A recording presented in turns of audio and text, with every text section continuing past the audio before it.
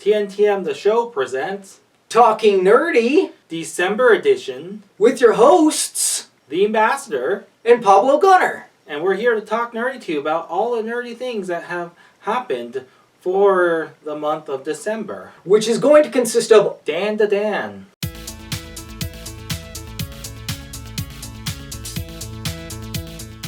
Our grade scale is 4, especially if it's streaming. It's going to be must see, must stream, check it out, and then pass. Dan to Dan. We'll just do a review of the whole season since it's finished now. Is it? Because it left on I was like, there's no way it's over, like the way that it ended. Yeah, but it's been renewed, so that's good at least. Yeah. Pretty crazy anime all the way through. It is. It's interesting that we're finally starting to see more of the alien threats. A lot more. Because I noticed the first part of the season was mostly demonic threats. But now the aliens side of things is happening. It's really interesting how they kind of created that love triangle now where her best friend that she has no feelings for is staying with them because they need to help him with his exercise his house. Exercise his house, like a haunted house. They're trying to do that, but the whole time they both really like her and are trying to impress her, but she just doesn't see either of them in that light. I don't know, because I think she actually does see Okarun that way. Kind of leans that way, but not quite. Not fully. Yeah. Not fully, right? But the other guy, not one bit. I don't know, though. I think she does see him way more as a friend, especially because childhood friend. It's way harder for her to see him that way. But he's totally into her, so he's trying to get her that way. So you really have, 2 love triangles going on opposite ends. You know what I mean? One's for Okarun and then one is for her. I like it. It's a blast through and through. And even when, there's somewhere you're like, this is just a one-off, but it's hilarious. And you're like, oh, I'm kind of bummed it was a one-off.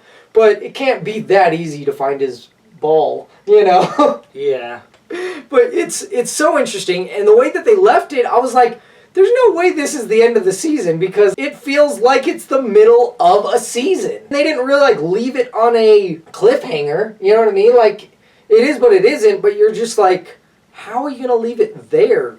Okay, whatever. Yeah, it's probably just where the manga ended. They're staying true to the manga. And a lot of times with anime, if it's a newer manga that's being released, they really can't go much further than what's there. Right. Or if it is, they don't want to do too much at once if it's still ongoing. Because if you do that, you have the threat of actually surpassing the series. Anyone who's seen Game of Thrones sees how great it can be sometimes surpassing the source material.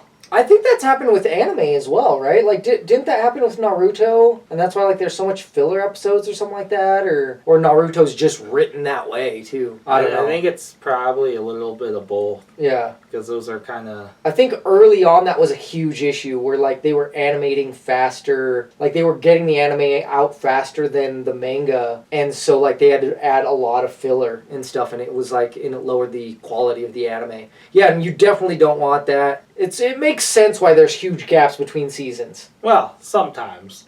But then there's Devil's a Part-Timer where it's almost a decade between season 1 and 2. Yeah, that was ridiculous. But anyways, this anime I think is the best anime of this season by far and large. Easily beats everything else. Everything else that we've talked about over the last few months, this is easily the best one. My wife loves it. I love it. Everyone that I talk to loves it. It is just a blast through and through. So for me, it's definitely a must-see, and for a lot of other people that I've talked to.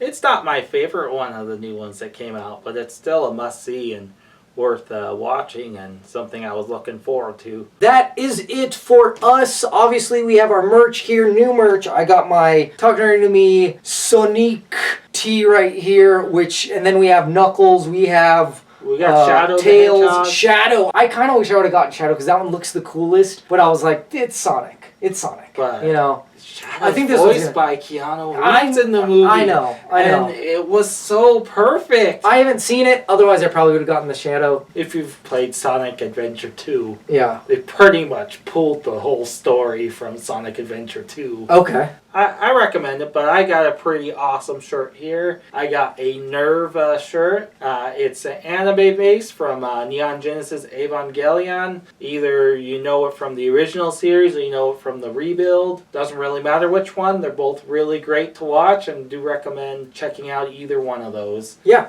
we have a lot of other anime merch on our site. Dragon Ball, Dragon Ball Z, stuff like that. We got a cool looking One Piece Talk Nerdy to Me shirt.